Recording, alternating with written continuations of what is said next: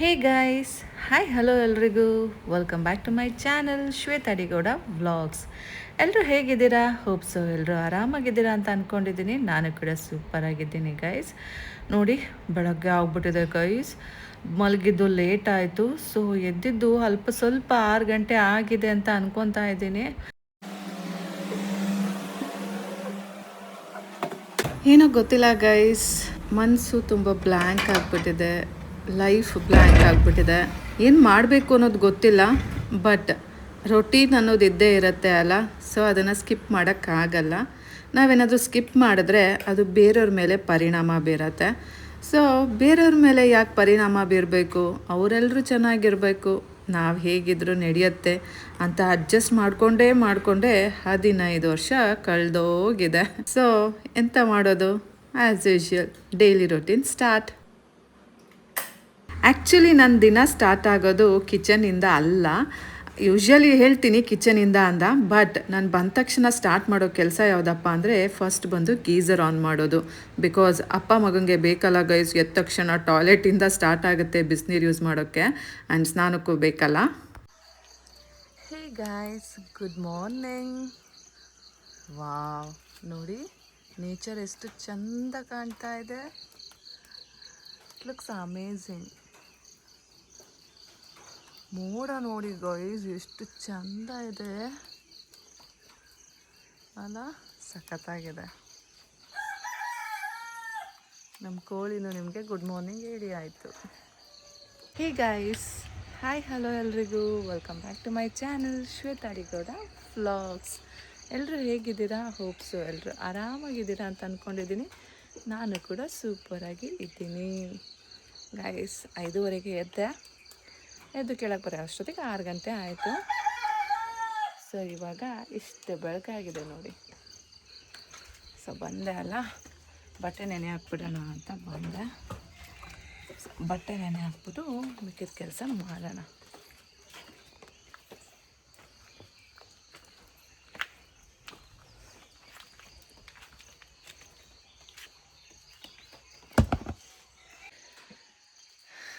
Guys, ಬಟ್ಟೆ ನೆನೆ ಹಾಕಿ ಆಯಿತು. ಈಗ ಹೋಗಿ ಅಡುಗೆ ಮನೆ ಕೆಲಸ ನೋಡೋಣ. ಬಟ್ ಟೈಮ್ ಇದೆ, ಎಡಿಟಿಂಗ್ ಮಾಡೋಣ ಅಂದರೆ ಅಲ್ಲಿ ಅವ್ರಿಗೆ ಡಿಸ್ಟರ್ಬ್ ಆಗುತ್ತೆ. ಎಂತ ಮಾಡೋದು ಅಂತಲೇ ಗೊತ್ತಾಗಲ್ಲ. ಬಟ್ ಎಡಿಟಿಂಗ್ ಮಾಡೋ ಕೆಲಸ ಇದೆ. ಸೊ ಅದು ಇವಾಗ ಮಾಡೋಕ್ಕಾಗಲ್ಲ, ಬಿಕಾಸ್ ವಾಯ್ಸು ಕೊಡೋಕ್ಕಾಗಲ್ಲ. ಅಥವಾ ಇಲ್ಲೇ ನಾನು ಏನಾದರೂ ಒಂದು ಆಲ್ಟರ್ನೇಟಿವ್ಸ್ ಮಾಡ್ಕೋಬೇಕು. ಇಲ್ಲಿ ಒಂದು ಚೇರ್ ಹಾಕ್ಕೊಂಡು ಇಲ್ಲಿ ಎಡಿಟಿಂಗ್ ಮಾಡೋ ಥರ ಆರಾಮಾಗಿ. ಸೊ ಹಾಗೆ ಮಾಡ್ಕೋಬೇಕು. ಬನ್ನಿ ಒಳಗೆ ಹೋಗೋಣ.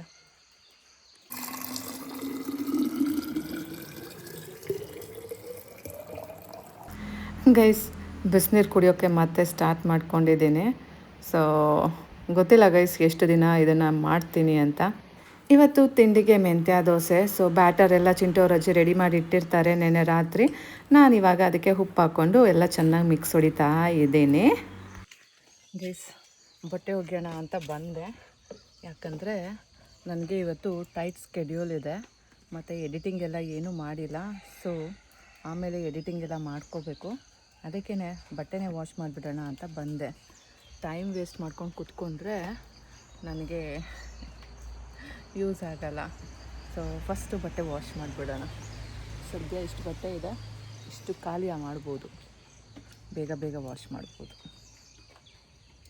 ಗೈಸ್, ಬಟ್ಟೆ ಒಗ್ದಾಯಿತು ನೋಡಿ, ಇಷ್ಟು ಬಟ್ಟೆ ಒಗ್ದಿದ್ದೀನಿ. ಬನ್ನಿ ಇವಾಗ ಹೋಗಿ ತಿಂಡಿ ಮಾಡೋಣ.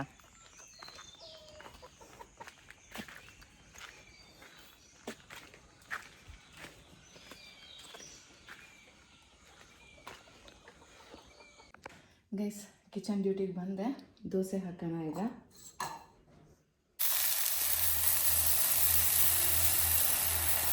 ಎಷ್ಟು ದಿನ ಅಂತ ಇದೇ ರೊಟೀನ್ ಫಾಲೋ ಮಾಡೋಕ್ಕಾಗತ್ತೆ ಗೈಸ್? ನನಗೂ ಲೈಫಲ್ಲಿ ಚೇಂಜಸ್ ಬೇಕು ಅನಿಸುತ್ತೆ, ಆದರೆ ಎಲ್ಲಿ ಹೋಗೋದು, ಏನು ಮಾಡೋದು? ಅದರಲ್ಲೆಲ್ಲ ಅರ್ಥ ಇದೆಯಾ? ಹೊರಗಡೆ ಹೋಗಿ ನಾನು ಒಬ್ಬಳೇ ಮಾಡೋದೇನಿದೆ ಅಂತ ಅನಿಸುತ್ತೆ. ಇದೇನು ಗೊತ್ತಾ ಗೈಸ್? ಕಪ್ಪೆ ಚಿಪ್ಪು, ಚಿಪ್ಪಿ ಕಲ್ಲು, ಇದು ಸಮುದ್ರದಲ್ಲಿ ಸಿಗುತ್ತೆ, ನಿಮಗೆಲ್ಲ ಗೊತ್ತಿರಬೇಕು. ಇದರಲ್ಲಿ ಮಾಂಸ ಇರುತ್ತೆ, ಅದನ್ನು ನಾವು ತಿಂತೀವಿ ಗೈಸ್. ಸೊ ಅದರಲ್ಲಿ ಇವತ್ತು ಚಿಂಟು ಅವ್ರ ಅಜ್ಜಿ ಚಿಪ್ಪಿಕಲ್ ಸುಕ್ಕ ಮಾಡ್ತಾ ಇದ್ದಾರೆ. ತೀಸ್ರೆ ಸುಕ್ಕ ಅಂತ ಹೋಟೆಲ್ಸಲ್ಲೆಲ್ಲ ಹೇಳ್ತಾರೆ. ನಮ್ಮ ಚಿಂಟುಗಂತೂ ತುಂಬ ಇಷ್ಟ, ಆದರೆ ಅವನಿಗೆ ಹೋಟೆಲ್ದು ತುಂಬ ಇಷ್ಟ, ಮನೆದಲ್ಲ. ಓಕೆ, ಸಮ್ ಎಕ್ಸ್ಟೆಂಟ್ ಮನೆದು ತಿಂತಾನೆ, ಬಟ್ ಅವನಿಗೆ ಹೋಟೆಲ್ದು, ಅದರಲ್ಲೂ ಕಾರವಾರಲ್ಲಿ ಅಮೃತ್ ಅಂತ ಹೋಟೆಲ್ ಇದೆ. ಸೊ ಅಲ್ಲಿ ತುಂಬ ಚೆನ್ನಾಗಿರುತ್ತೆ ಟೇಸ್ಟು. ಏನು ಮಾಡ್ತಾರೋ ಹೆಂಗೆ ಮಾಡ್ತಾರೋ ಗೊತ್ತಿಲ್ಲ, ನನ್ನ ಮಗನಿಗಂತೂ ತುಂಬ ಇಷ್ಟ, ಟೇಸ್ಟು ಸಹ ತುಂಬ ಚೆನ್ನಾಗಿರುತ್ತೆ. ಸೊ ಇವತ್ತು ದೋಸೆಗೆ ಅದನ್ನು ಮಾಡ್ತಾ ಇದ್ದಾರೆ. ಬಟ್ಟೆ ಎಲ್ಲ ಹೋಗ್ದಾಗಿತ್ತಲ್ಲ, ಸೊ ಇಲ್ಲಿ ತಂದು ಹೊಣಾಕಣ ಅಂದ್ಬಿಟ್ಟು ತಂದೆ. ಇದೇ ನೋಡಿ ಗೈಸ್ ಚಿಪ್ಪಿಕಲ್ ಸುಕ್ಕ. ಇದರಲ್ಲಿ ಕಪ್ಪೆ ಚಿಪ್ಪೆಲ್ಲ ತೆಗೆದು ಬಿಸಾಕ್ತೀವಿ, ಅದರೊಳಗೆ ಮಾಂಸ ಇರುತ್ತೆ, ಅದನ್ನು ಮಾತ್ರ ತಿಂತೀವಿ. ನಾನು ಆ್ಯಕ್ಚುಲಿ ಬಿಸಿ ಬಿಸಿ ದೋಸೆ ಹಾಕ್ಕೊಂಡು ಇವತ್ತು ಕಲ್ಗಾದಲ್ಲಿ ತಿಂತಾಯಿದ್ದೀನಿ. ನಿನ್ನೆ ಆ್ಯಕ್ಚುಲಿ ಕಲ್ಗಾದು ಸುಕ್ಕ ಮಾಡಿದರು, ಅದನ್ನು ನಾನು ಹಾಕ್ಕೊಂಡು ತಿಂತಾಯಿದ್ದೀನಿ. ನಿನ್ನೆ ನಾನು ತಿಂದಿರಲಿಲ್ಲ, ಗುರುವಾರ ಅಲ್ಲ, ಅದಕ್ಕೋಸ್ಕರ ಇವತ್ತು ದೋಸೆ ಜೊತೆ ತಿನ್ನೋಣ ಅಂದ್ಬಿಟ್ಟು ತಿಂತಾಯಿದ್ದೀನಿ. ನೋಡಿ, ಅದೇ ಕಲ್ಗ. ಇದು ಸಹ ಸಮುದ್ರದಲ್ಲಿ ಬಂಡೆ ಎಲ್ಲ ಇರುತ್ತಲ್ಲ, ಅಲ್ಲಿ ಅಂಟ್ಕೊಂಡಿರುತ್ತೆ ಇದು. ಸೊ ಅಲ್ಲಿ ಕಿತ್ತಿ ಕಿತ್ತಿ ಕಿತ್ತಿ ತೊಗೊಂಡು ಬಂದಿರ್ತಾರೆ ಜನ. ಅದಕ್ಕೆ ಬೇರೆಯವರು ಮೀನುಗಾರರೆಲ್ಲ ಇರ್ತಾರಲ್ಲ, ಅವರೆಲ್ಲ ಹೋಗಿ ಅದೆಲ್ಲ ತೊಗೊಂಡು ಬರ್ತಾರೆ. ಬಟ್ ಇದೆಲ್ಲ ನಾವು ಇಷ್ಟು ಈಸಿಯಾಗಿ ತಿಂತೀವಿ ಅಲ್ಲ ಮಾಡಿಕೊಂಡು, ಬಟ್ ಇದನ್ನೆಲ್ಲ ಪ್ರಾಸೆಸ್ ತುಂಬ ಇದೆ. ಇದನ್ನೆಲ್ಲ ತೊಗೊಂಡು ಬರೋಕ್ಕೆ ತುಂಬ ಕಷ್ಟ ಇದೆ. ಆ್ಯಂಡ್ ಇತ್ತೀಚೆಗೆ ಆ್ಯಕ್ಚುಲಿ ಇದನ್ನೆಲ್ಲ ತೊಗೊಬರಕ್ಕೆ ಹೋದಾಗ ಒಂದು ಫ್ಯಾಮಿಲಿ ಫುಲ್ ಭಟ್ಕಳದಲ್ಲಿ ನದಿ ಪಾಲಾಗೋಗಿತ್ತು, ಐ ಮೀನ್ ಸಮುದ್ರ ಪಾಲಾಗೋಗ್ಬಿಟ್ಟಿತ್ತು ಗೈಸ್. ಸೊ ಇದೆಲ್ಲ ನೋಡಿದ್ರೆ ತಿನ್ನೋದು ಈಸಿ, ಮಾಡೋದು ಕಷ್ಟ ಅಂತಾರಲ್ಲ, ಹಾಗೆ ಎಲ್ಲದು ಅಷ್ಟೇ ಅಲ್ಲ ಜೀವನದಲ್ಲಿ. ಪ್ರತಿಯೊಂದರಲ್ಲೂ ಕಷ್ಟ ಅನ್ನೋದಿರುತ್ತೆ, ಬಟ್ ಅದನ್ನು ನಾವು ಹೇಗೆ ಮಾಡಿಕೊಂಡು ತಗೊಂಡು ಹೋಗ್ತೀವಿ ಅನ್ನೋದೇ ಮ್ಯಾಟರ್ ಆಗುತ್ತೆ. ಗೈಸ್, ಮಳೆ ಬರ್ತಾ ಇದೆ. ಹಬ್ಬದ ಟೈಮಲ್ಲಿ ಕಾರ್ನ ಶೆಡ್ ಹತ್ರ ಹಾಕಿದ್ವು, ಸೊ ಈಗ ತಗೊಬರ್ಬೇಕು. ಹಬ್ಬದ ಟೈಮಲ್ಲಿ ಅಲ್ಲಿ ಶೆಡ್ಡಲ್ಲಿ ಕಾರ್ ಹಾಕಿದ್ದಾರೆ ಅಲ್ಲ, ಅದು ಎಲ್ಲಿ ನಿಲ್ಲಿಸಿದ್ದಾರೆ, ಹೇಗೆ ನಿಲ್ಲಿಸಿದ್ದಾರೆ ಅಂತಲೂ ಸಹ ನಾನು ಹೋಗಿ ನೋಡಿರಲಿಲ್ಲ. ನಿನ್ನೆ ಸ್ಕೂಟಿ ತಗೋವಾಗ ನೋಡಿದೆ, ಪುಣ್ಯಕ್ಕೆ ಅವರು ಏನದು ಶೆಡ್ ಒಳಗೆ ನಿಲ್ಲಿಸಿದ್ದಾರೆ. ಈ ರೀತಿ ಥಿಂಕ್ ಮಾಡುವಾಗಲೇ ನಂಗೆ ಗೊತ್ತಾಗೋದು ನಾನು ಎಷ್ಟು ಸೋಂಬೇರಿ ಅಲ್ಲ, ಯಾಕೆ ನಾನು ಆ್ಯಕ್ಟಿವ್ ಇಲ್ಲ, ಯಾಕೆ ಇಷ್ಟೊಂದು ಲೈಫ್ನ ತುಂಬ ನೆಗ್ಲೆಕ್ಟಾಗಿ ಮೂವ್ ಮಾಡ್ತಾ ಇದ್ದೀನಿ ಅನ್ನೋದು ಗೊತ್ತಾಗ್ತಾ ಇಲ್ಲ. ನನ್ನ ಮಗನಿಗೆ ಬೈಕಲ್ಲಿ ಆಗಲ್ವಂತೆ, ಕಾರಲ್ಲೇ ಬಿಡಬೇಕಂತ.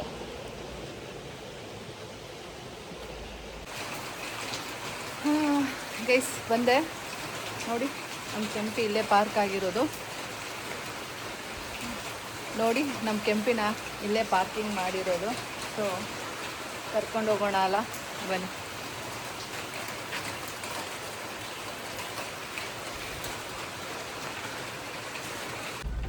ಗೈಸ್ ತಗೊಂಡೋಗ್ತಾ ಇದ್ದೀನಿ ಮನೆ ಹತ್ರ, ಬನ್ನಿ ಹೋಗೋಣ. ರಾಯರೇ ಕಾಪಾಡಿ. ಬನ್ನಿ ಗೈಸ್, ಚಿಂಟುಗೆ ಮತ್ತು ಚಿಂಟು ಪಪ್ಪಾಗೆ ತಿಂಡಿ ಕೊಡೋಣ.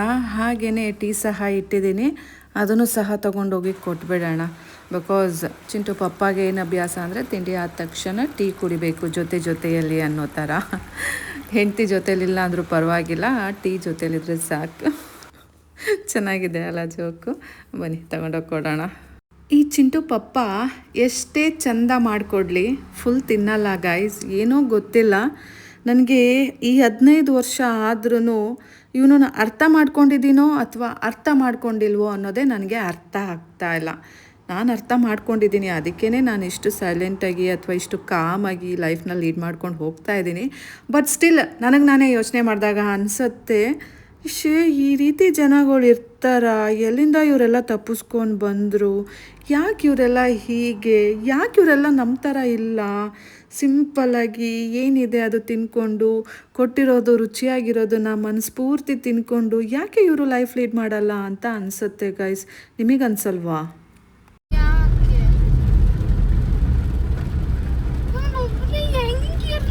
ಪಪ್ಪ ಜೊತೆ ಕೆಲಸ ಇರಲ್ಲ, ನಿನಗೋಸ್ಕರ ಫ್ರೀ ಮಾಡ್ಕೊಳ್ಳಿ.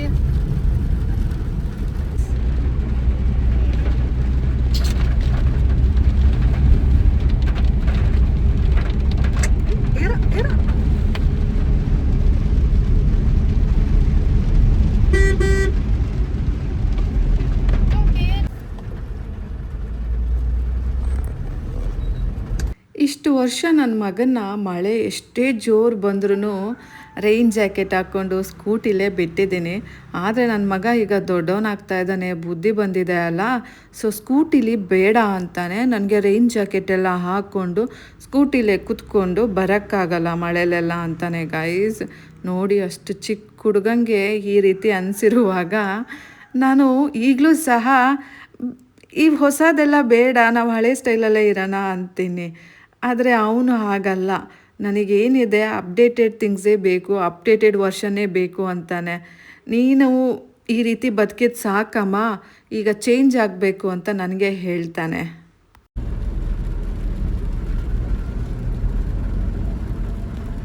ನನ್ನ ಮಗನಿಗೋಸ್ಕರ ಅಡುಗೆ ಮಾಡ್ತಾ ಇದ್ದೀನಿ. ಆ್ಯಕ್ಚುಲಿ ಚಿಂಟು ಅವ್ರ ಅಜ್ಜಿ ತುಂಬ ಚೆನ್ನಾಗಿ ಅಡುಗೆ ಮಾಡ್ತಾರೆ, ಆದರೂ ಸಹ ನನ್ನ ಮಗನಿಗೆ ಅದು ಸೇರೋದಿಲ್ಲ. ಎಂತ ಮಾಡೋದು, ಉಪವಾಸ ಹಾಕೋಕ್ಕಾಗಲ್ಲ ಅಲ್ಲ. ತುಂಬ ಸಲ ಅಡ್ಜಸ್ಟ್ ಮಾಡಿಕೊಂಡು ನಾನು ಆ್ಯಕ್ಚುಲಿ ಮಧ್ಯಾಹ್ನದೊತ್ತು ನಾನು ಮಾಡಿರೋದನ್ನು ತೊಗೊಂಡೋಗಿ, ಏಕೆಂದರೆ ಮಧ್ಯಾಹ್ನ ಸ್ಕೂಲೆಲ್ಲ ಹೋಗ್ತಾನೆ ಅಲ್ಲ, ಅದನ್ನು ತಿನ್ನಲಿ ಅಂದ್ಬಿಟ್ಟು, ಹೊಟ್ಟೆ ತುಂಬ ತಿಂದ್ಬಿಟ್ಟು ಸ್ಕೂಲ್ ಅಟೆಂಡ್ ಮಾಡಲಿ ಅಂದ್ಬಿಟ್ಟು ಮಧ್ಯಾಹ್ನದೊತ್ತು ನಾನು ಮಾಡಿರೋದನ್ನು ಕೊಟ್ಬಿಟ್ಟು ರಾತ್ರಿ ಹೊತ್ತು ನಾನು ಅವ್ರ ಅಜ್ಜಿ ಮಾಡಿರೋದನ್ನೇ ತಿನ್ನಿಸ್ತೀನಿ. ಬಿಕಾಸ್ ಅವನಿಗೂ ಅಭ್ಯಾಸ ಆಗಲಿ ಇಲ್ಲಿ ಕಲ್ಚರು ಫುಡ್ಡು ಎಲ್ಲ ಅಂತ. ಬಟ್ ಅವ್ನು ಮ್ಯಾಕ್ಸಿಮಮ್ ಟೈಮ್ಸ್ ಇಲ್ಲಮ್ಮ ಬೇಡ ಅಂತಲೇ ಹೇಳ್ತಾನೆ. ಆದರೂ ಸಹ ಏನು ಮಾಡೋದು ಗೈಸ್, ಬಿಸಿ ಬಿಸಿದು ಫಿಶ್ ಕರಿ ಇರುತ್ತೆ, ಫಿಶ್ ಇರುತ್ತೆ, ತಿನ್ನು ಅಂದರೆ ಅಯ್ಯೋ ಅಂತಾನೆ. ನನಗೂ ಸಾಕಾಗೋಗಿದೆ. ಆದರೂ ಸಹ ವಿಧಿ ಇಲ್ಲ ಅಲ್ಲ, ಅವನಿಗೇನು ಬೇಕು ಅದನ್ನೇ ಮಾಡಿಕೊಡ್ಬೇಕು ಅಂದ್ಬಿಟ್ಟು ನಾನೇ ಅಡ್ಜಸ್ಟ್ ಹಾಕ್ಕೊಂಡು ಇದ್ದೀನಿ. ಆ್ಯಂಡ್ ಸ್ಕೂಲಿಂದ ಬರುವಾಗ ಅವನು ಸ್ನ್ಯಾಕ್ಸ್ ಎಲ್ಲ ಬೇಕು ಅಂದ, ಸೊ ಅದನ್ನು ತಕ್ಕೊಡೋಣ ಅಂದ್ಬಿಟ್ಟು ಕರ್ಕೊಂಡು ಬಂದಿದ್ದೀನಿ ಇಲ್ಲೇ ಗ್ರಾಸರಿ ಶಾಪಿಗೆ. ನೋ ನೀಡ್ ಓನ್ಲಿ 2 ಐಟಮ್ಸ್ ಅಲ್ಲ.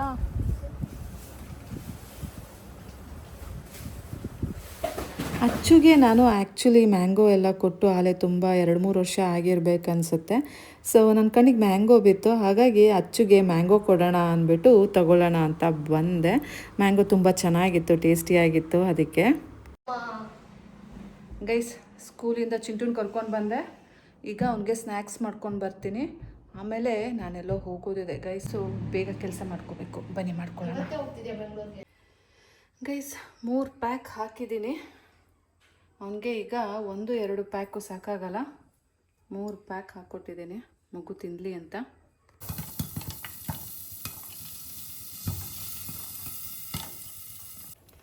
ಗೈಸ್ ಪಾಪ್ಕಾರ್ನ್ ರೆಡಿ ಆಯಿತು. ಇವಾಗ ಅನ್ನಕ್ಕಿಟ್ಟಿದ್ದೀನಿ, ಮತ್ತು ಸಾರು ಕುದಿಸಿಟ್ಬಿಡೋಣ ಅಂದ್ಬಿಟ್ಟು ಕುದಿಸಿ ಇಡ್ತಾ ಇದ್ದೀನಿ.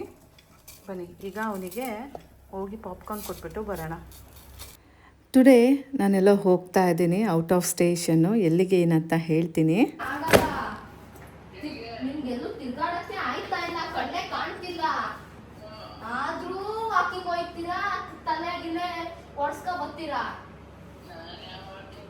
ಏನಿದು ಶ್ವೇತಾ ಇವಾಗಿನ 2 ಡೇಸಲ್ಲಿ ಬಂದಿದ್ದಾರೆ, ಆಲ್ರೆಡಿ ಮತ್ತೆ ಲಗೇಜ್ ಪ್ಯಾಕ್ ಮಾಡ್ತಾ ಇದ್ದಾರೆ. ಯಾಕೆ, ಏನಾಯಿತು ಅಂತ ಯೋಚನೆ ಮಾಡ್ತಾ ಇದ್ದೀರಾ? ನಾನು ಎಲ್ಲಿ ಹೋಗ್ತಾ ಇರ್ಬೋದು ಅಂತ ಏನಾದರೂ ಗೊತ್ತಾಯ್ತಾ? ಕಮೆಂಟ್ ಮಾಡಿ ನೋಡೋಣ.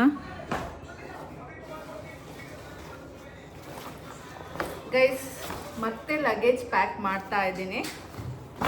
ಎಲ್ಲಿಗೆ ಏನು ಎತ್ತ ಅಂತ ಗೊತ್ತಾಗಬೇಕಾ? ನೆಕ್ಸ್ಟ್ ಬ್ಲಾಗ್ ನೋಡಿ ಆಯಿತಾ. ಸದ್ಯಕ್ಕೆ ನಾನು ಲಗೇಜ್ ಪ್ಯಾಕ್ನ ಮಾಡ್ತೀನಿ. ಯಾವ ಬಟ್ಟೆ ತೊಗೊಳ್ಳೋದು, ಯಾವ ಬಟ್ಟೆ ತೊಗೊಳ್ದೇ ಇರೋದು ಅಂತ ನೋಡೋಣ. ಸೊ ಯಾವ್ದು ಹಾಕೋಬೇಕು ಅಂತಲೇ ಗೊತ್ತಾಗಲ್ಲ ಗೈಸ್ ನನಗೆ. ಟ್ರಾವೆಲಿಂಗ್ ಅಂದರೆ ಅನ್ನಿಸ್ತಾ ಇದೆ. ಯಾವ ಬಟ್ಟೆ ತೊಗೊಳ್ಳಿ ಗೊತ್ತಿಲ್ಲ, ನೋಡ್ತೀನಿ. ಸೊ ಲಗೇಜ್ ಪ್ಯಾಕ್ ಮಾಡಿಬಿಡ್ತೀನಿ. ಟೈಮ್ ಆಗ್ತಾ ಇದೆ, ಈಗ ಟೈಮ್ ಬಂದು 6 ಗಂಟೆ ಆಯಿತು. ಸೊ ಈಗ ವ್ಲಾಗ್ನ ಮುಗಿಸ್ತಾ ಇದ್ದೀನಿ. ನಾನು ಲಗೇಜ್ ಪ್ಯಾಕ್ ಮಾಡಿದ್ಮೇಲೆ ಸ್ವಲ್ಪ ಕೆಲಸ ಇರುತ್ತೆ. ಸೊ ನಾನು ನಿಮಗೆ ನಾಳೆ ಸಿಗ್ತೀನಿ ಮುಂದಿನ ವ್ಲಾಗಲ್ಲಿ ಆಯಿತಾ. ಅಲ್ಲಿ ತನಕ take care, bye. Love you all guys, see you soon. ನಮ್ಮಮ್ಮ ಯಾವಾಗಲೂ ನನಗೆ ಹೇಳ್ತಾ ಇದ್ರು, ನಿನಗೆ ಸೊಂಟ ಇಲ್ವಾ, ಯಾವಾಗಲೂ ಮಲ್ಕೊಂಡೇ ಇರ್ತೀಯ ಸೋಫಾ ಮೇಲೆ ಅಂತ. ನೋಡಿ ನನ್ನ ಮಗನೂ ಸೇಮ್ ನಂದು ಜೆರಾಕ್ಸ್ ಕಾಪಿ, ಕುತ್ಕೊಂಡು ತಿನ್ನೋದೇ ಇಲ್ಲ ಅಂತಾನೆ. ಚಿಂಟು ಸ್ನ್ಯಾಕ್ಸ್ ಕೊಟ್ಟಿರೋದು ಕುತ್ಕೊಂಡು ನೆಮ್ಮದಿಯಾಗಿ ಶಾಂತವಾಗಿ ತಿನ್ನು ಅಂತ. ಮಲ್ಕೊಂಡು ಈ ರೀತಿ ಮಂಚದ ಮೇಲೆ ತಿನ್ನೋದಲ್ಲ. This is not good for health. ಹಾಸಿಗೆ ಮೇಲೆ ಬರೀ ಮಲ್ಕೊಳ್ಳೋಕ್ಕಷ್ಟೇ ಬರಬೇಕು, ತಿನ್ನೋಕ್ಕೆ ಓದೋಕ್ಕೆ ಎಲ್ಲ ಹಾಸಿಗೆ ಮೇಲೆ ಬರಬಾರ್ದು. You are in 9th standard now, not a kid, not a small baby also. 9th standard ಗಡ್ವಾ.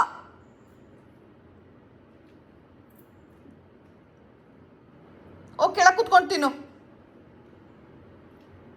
ಎದಾ? No baby, I don't entertain this one. I don't want to entertain this. Just go and sit down. ದಿನದಲ್ಲಿ ಒಂದು 5 ನಿಮಿಷ ನೆಮ್ಮದಿಯಾಗಿ ತಿನ್ನಕ್ಕೆ ಸಿಗುತ್ತೆ ಹಿಂಗೆ ಅದಾದ್ರೂ ನೆಮ್ಮದಿಯಾಗಿರೋದು ಕೆಳಗೆ ಹಿಂಗೆ ನೆಮ್ಮದಿ ಆಗ್ತಿದ್ದು ಕುತ್ಕೊಂಡು ಮತ್ತೆ ಎದ್ದೋಳಕ್ಕೆ ಕಷ್ಟ ಆಗುತ್ತೆ ಮುತ್ಕ. ಹೌದು ಮುತ್ಕಾಲೆ